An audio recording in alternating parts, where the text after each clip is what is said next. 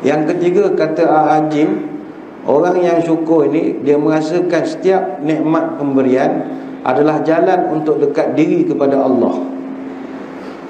Contoh, Allah izinkan kita ada rezeki beli kereta. Kereta tu Tuhan beri untuk dekat pada dia. Jadi orang yang ada tasawuf, dia dapat kereta, dia lagi dekat dia datang ke masjid, lagi kerap dia datang ke masjid, dekat dengan Tuhan. Sebab dia tahu Tuhan bagi aku rezeki, suruh aku datang masjid. Tuhan bagi aku sihat, suruh aku pergi ke Mekah. Dia sentiasa merasakan nikmat, jalan dekat pada Tuhan. Itu sifat orang syukur. Ada satu kisah, 3 orang pemuda pergi tengah hutan, bawa kuda.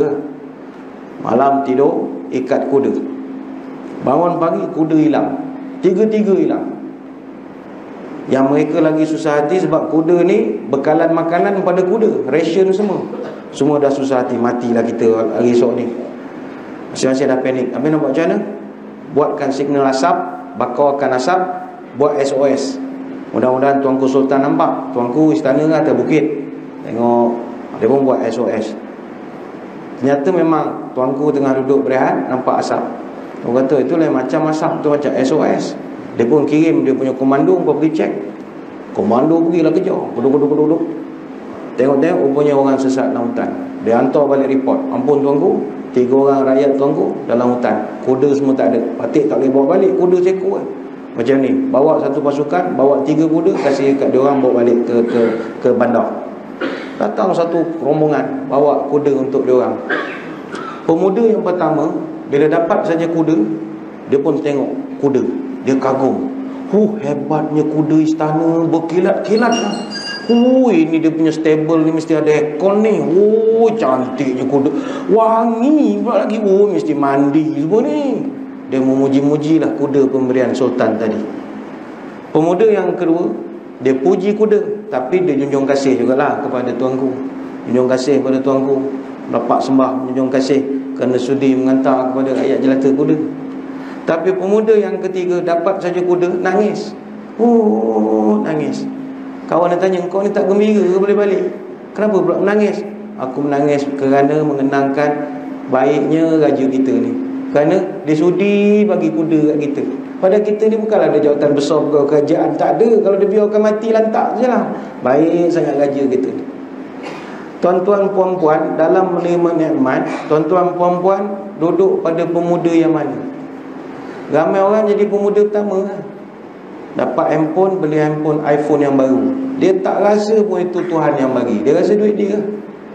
Tengok muka sendiri, book terus on. Kan canggih telefon tu Grup terus keluar muka sendiri tu boleh on. Dia tak merasakan tu Tuhan bagi, tapi dia merasakan tu nikmat biasa saja. Kemampuan dia membeli. Dia pun membelik-belik lah telefon, tengok setting lah itu. Komen suka dia. Macam pemuda yang pertama duk belik kuda kerja. Tak ada langsung terpacul daripada mulut, Allah baiknya Tuhan bagi aku handphone iPhone yang mahal. Pada aku SPM pangkat 3 dulu dapat, aku pakai handphone cantik. Ya Allah, hebatnya Engkau, bagi aku rezeki nak mendekat daripada Engkau. Lantas digunakan handphonenya itu untuk mengajak orang buat baik. Hantar posting-posting, dah kawan-kawan jom semayang berjemaah, subuh masih lagi ada, jom. Hantar saja mesej-mesej begitu. Daripada mengantar gambar ada orang dia punya posting, dia punya tak ada bernilai dakwah pun kadang-kadang, tapi dia menggunakan tu untuk dekat pada Allah. Jadi ini ciri ahli syukur.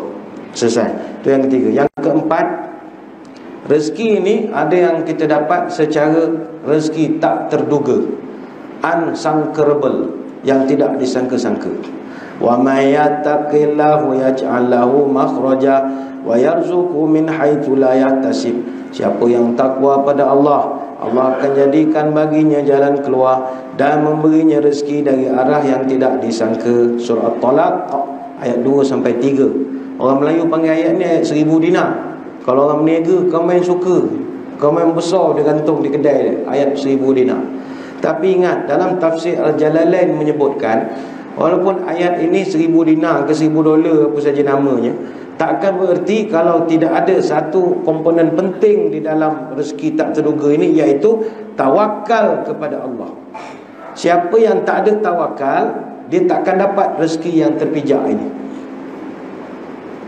Umar Al-Khattab, orang pernah tanya dia, Tuan, macam mana kita nak jadi orang tawakal?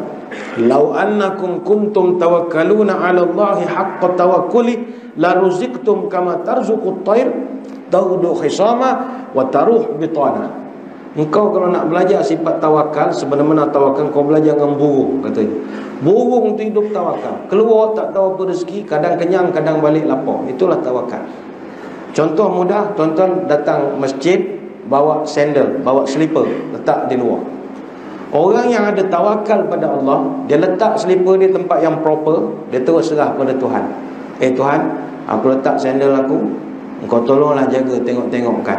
Takut orang ada budak mana ambil, dia jual pula. Ni Hermes ni, Allah, kalau hilang habis ni Hermes ni. Orang ni tawakal. Tapi orang yang tak ada tawakal, dia datang masjid, ini kalau aku letak hilang ni, tak boleh ni. Dia pun masuk dalam plastik, bungkus-bungkus, kepit celah ketiak, duduk dalam masjid ni. Dia tak berani nak meletak sesuatu pada Tuhan. Orang yang nak dapat rezeki terbijak, dia mesti ada sifat tawakal. Tak ada tawakal tak dapat. Kalau tak ada tawakal, letaklah $1,000 ke, €1,000 ke, £1,000 ke, semua tak ada guna. Dia mesti ada sifat tawakal pada Allah. Apa nak jadi, jadilah. Macam orang berniaga, dia buka kedai pagi-pagi, dia tawakal pada Allah. Ya Allah, aku serahkan kedai aku pada Engkau.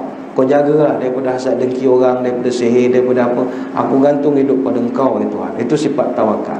Itu yang keempat. Yang kelima, ada rezeki kita dapat kerana beristighfar. Faqultu astaghfiru rabbakum innahu kana ghaffara yursilis samaa'a 'alaikum midrara. Beristighfarlah kepada Tuhanmu. Dia adalah Maha Pengampun, dan Dia akan mengirimkan kepada kamu hujan yang lebat dan memperbanyakkan harta kamu. Surah Nuh ayat 10 sampai 11. Sekali lagi, yang berjanjinya adalah Allah. Kalau Tuhan berjanji, insya-Allah Tuhan akan tidak mungkiri.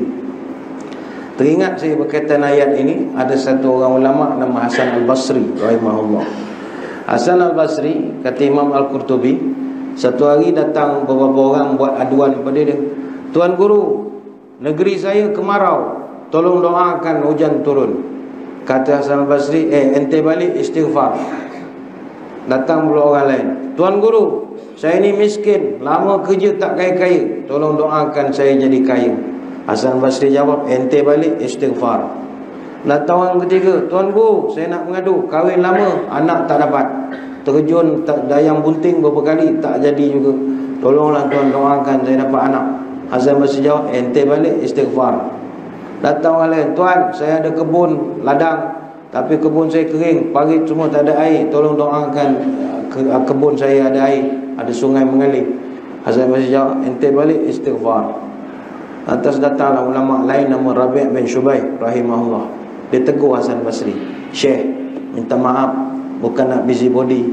Ente tak sepatut macam tu. Orang tu datang berapa jauh, 5-6 orang minta mengadu masalah. Takkan ente jawab satu jawapannya, istighfar, istighfar, istighfar. Bagilah kaunseling sikit, nasihat, doa-doa ke, autograf ke apa ke, ajak selfie jadi dah. Ini itu istighfar, istighfar. Siapa orang tu datang jauh je. Apa jawab Hasan Basri? Saya tak jawab daripada pemikiran saya sendiri. Apa yang saya jawab tu semua Allah sebut dalam Quran.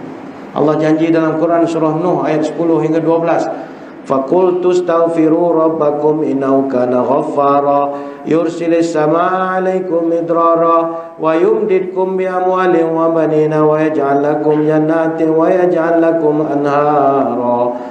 Minta ampunlah kepada Allah. Kalau kamu minta ampun, aku akan hantar pada kamu hujan lebat yang mencurah-curah. Aku akan beri kamu banyaknya harta kekayaan. Aku akan berikan pada kamu anak pinak. Aku akan adakan bagi kamu kebun-kebun tanaman. Dan aku jadikan kebun itu sungai-sungai yang mengalir di dalamnya. Surah Nuh ayat 10-12. Ada kata Hasan Basri, bukan ana yang berjanji, Allah yang berjanji. Jadi jadikan istighfar satu amalan untuk murah rezeki. Astagfirullahalazim, astagfirullahalazim.